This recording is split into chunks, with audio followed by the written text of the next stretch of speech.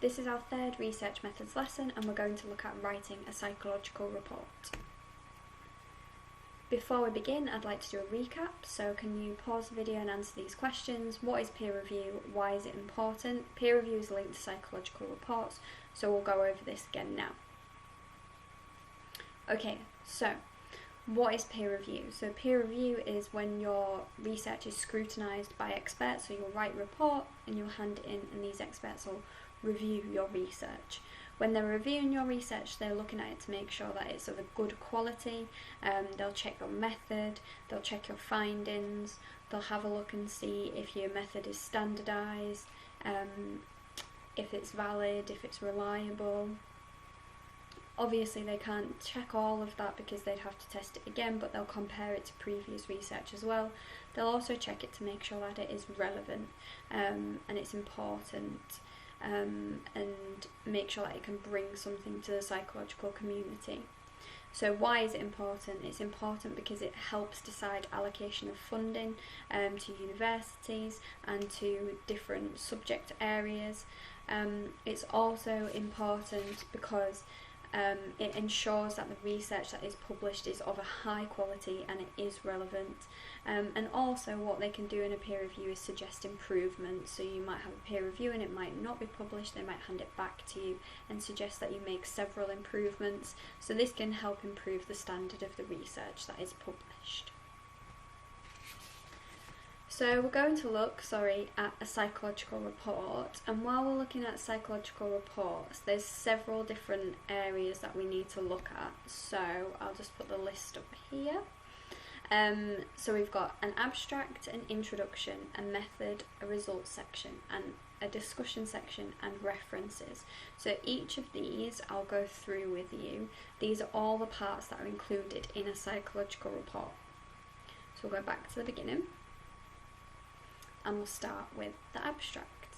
Okay, so abstract. This comes at the start of a psychological report, but actually it's the last thing that you write. It's kind of a summary of your study. It should be between 150 and 200 words. It should include your aims, your hypotheses, your methods, your results, and conclusion. Your abstract is really important because often it's the first thing people see, and a lot of journal articles are behind paywalls. So if you're going on the internet to look up a study, the first thing you'll see is the abstract, and then you'll be able to decide whether you want to pay to see the rest of that research. The abstract is really important because it helps someone get a general gist of your study. And if I'm carrying out a literature review, or if I'm interested in a particular topic and I want to consolidate lots of different research findings, then looking at the abstract can give me a good brief idea of whether it's something I want to continue reading. It's kind of a bit like a blurb of a book, but with more detail. Okay? So yeah, abstract. It's a summary of your study. It includes your aims, your hypotheses, your method, your results, and conclusion. You need to know all the parts that come within each part of the report, so you need to know all the bits that each part includes. You could get like a multiple choice question on this, you could get a short mark question, you could get a match-up question, you could get a question where you're asked to write an abstract of a study from an item. There's lots of different questions that they could ask. They can even ask questions like what comes before an introduction in a psychological report, or what comes after an abstract in a psychological report. So you need to be aware of each of these stages, the order in which they come, and all of the bits that are inside of them. Okay, so just to recap, abstract, short summary includes aims, hypotheses, methods, results, and conclusion. You write it last. It's like a blurb of the study. Then we've got our introduction. So our introduction comes after the abstract, but our introduction is written first, and our abstract is written last. The introduction, this is where you take background research. You look at studies, theories, concepts that are all linked into the area that you're focusing on in your current study. you'll have a look at previous literature and see whether it's relevant and discuss what they've found and see if that links to what you're going to investigate. So for example, say I was investigating aggression, I might use Bandura as my previous research and look at how aggression, because he looked at, aggression and role models and how females imitate more verbal aggression and males imitate more physical aggression, and that might be something that I want to focus on in my study, or something that might be relevant to what I'm doing in my study. So I'd look at that background research, I'd pull out the bits that are important, and I'd discuss them in relation to my study, and then I'd say, based on previous research, this is what I think I will find out in my study. And then you'll finish with your aims and your hypotheses, which will be linked to the things that you have previously discussed in your introduction. Then we have the method. So this is a big chunk of the report. So the method has several different parts to it.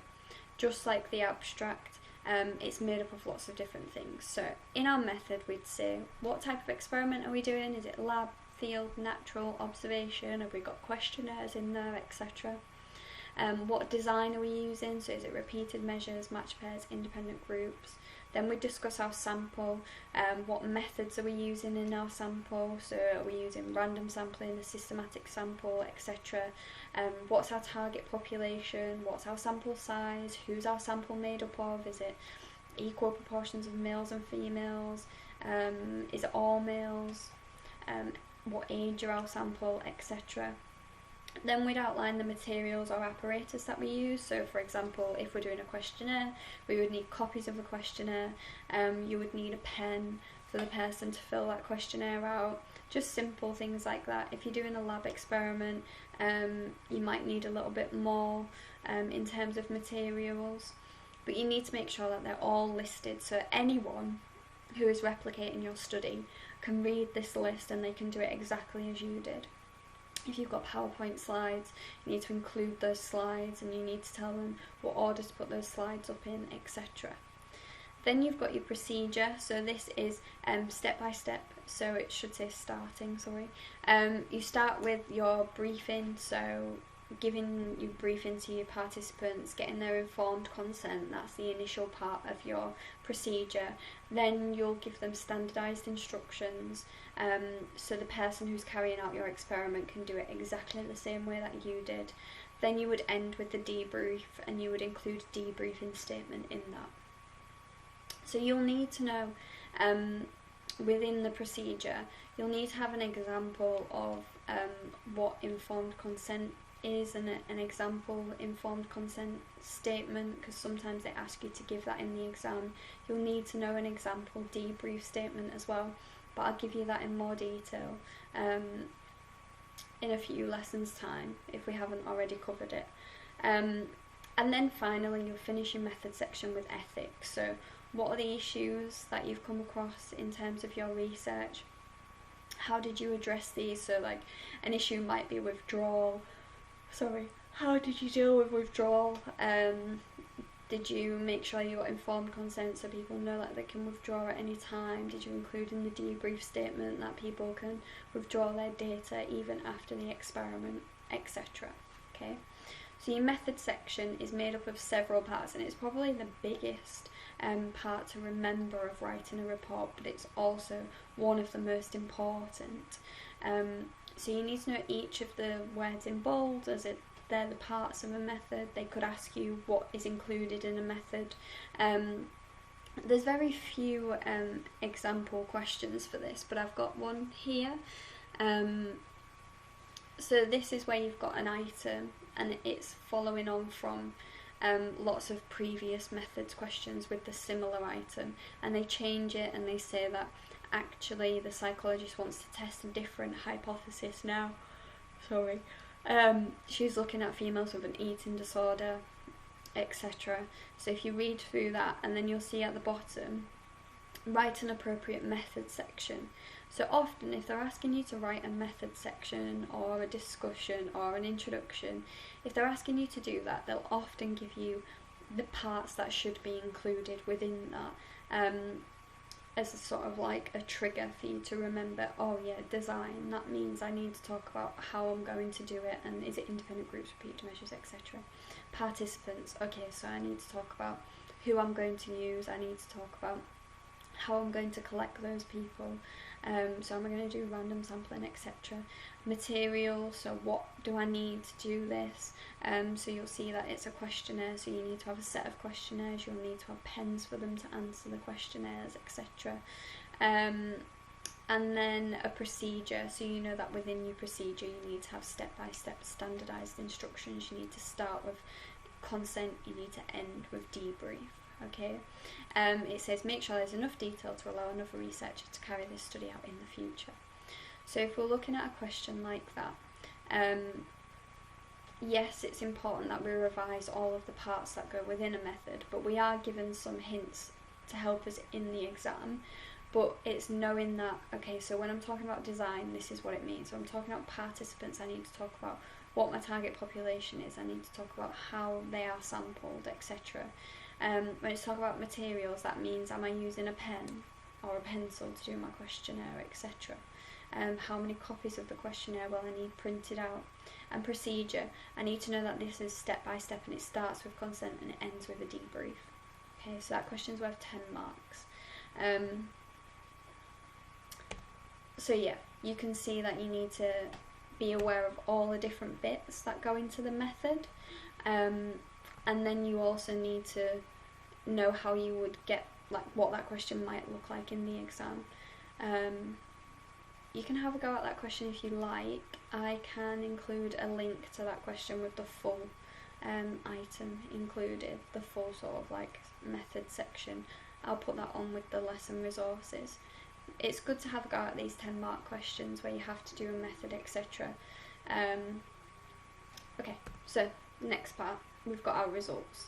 So within our results we include descriptive data, which is your descriptive statistics, so your graphs, your tables, so like you might have a results table that's included in there, you might have mean, mode, median, and you might discuss those measures of central tendency within that. So descriptive data is anything that describes your results. So what do your results look like? Can you show me what they look like in terms of a graph?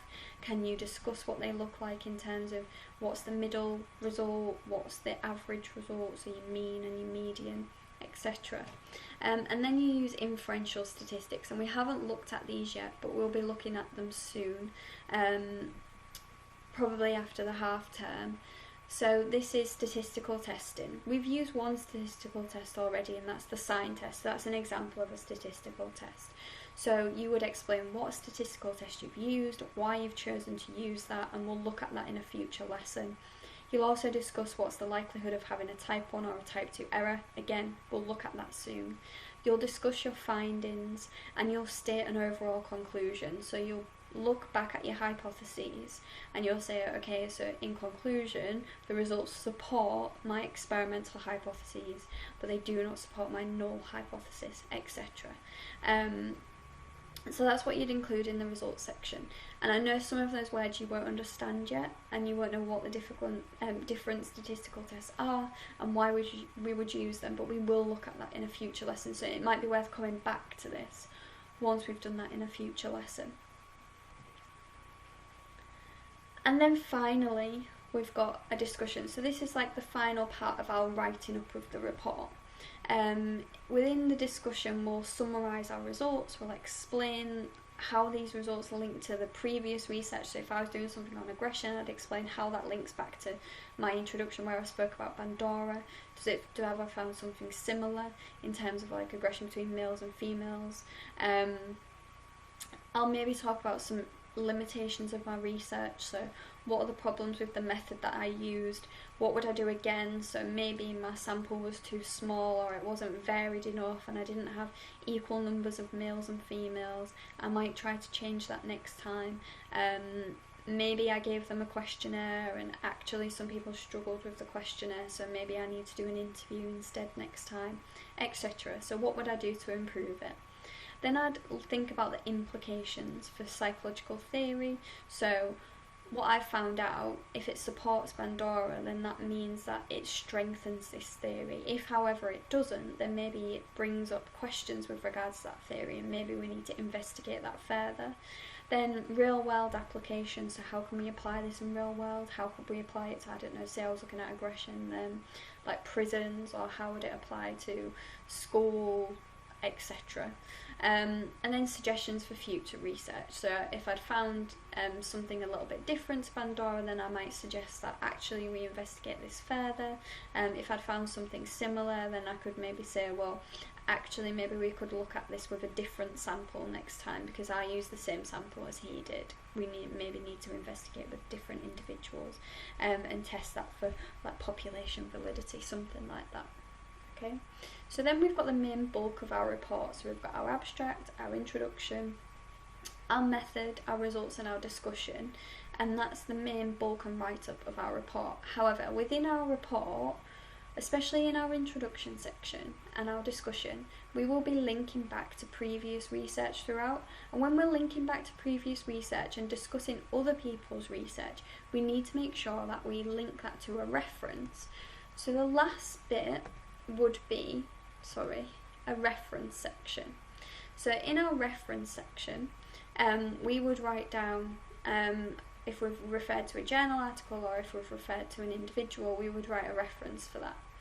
There's been one exam question previously on references, and in the exam question this is how they wanted the reference written. So I'm going to give you this as how to write a reference. If you do other subjects, like if you've done your EPQ as well, you'll know how to write references for that. And in your biology coursework you've probably done references. So you can see that you should have surname, initial, date, title. That could be the title of the it's the surname and initial of the authors, the date and title of the article or the book that's published, the place of publication and the publisher. Okay, so we'll have a look at an exam question relating to references. So I'd like to read that for me and have a go at this. In the exam, people didn't do very well in this question. Most people got 1 mark, and less people got 2 marks for this question. So if you want to have a go at this, and then I'll put the answer up in a second. Okay, so this is what the answer should look like. Duck, S. 1992, human relationships, London, Sage. Okay, so you've got the surname, initial, the date, the title, the place of publication and the publisher. However, for 1 mark, which most people got, you would have to include surname, date, title in that order, and you must have had the surname first. So even if you missed out a little part of that, as long as you had most of it in the right order, you were likely to get 1 mark out of the 2 for that question. Okay? Sorry, just to skip back, when we were talking about discussions, there was an example question for that too. So in the discussion section of the report, students wanted to discuss their results in relation to levels of significance. Write a short paragraph for them to do this.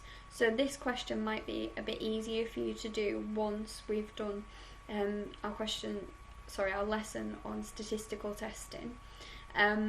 But basically, I'll show you the answer.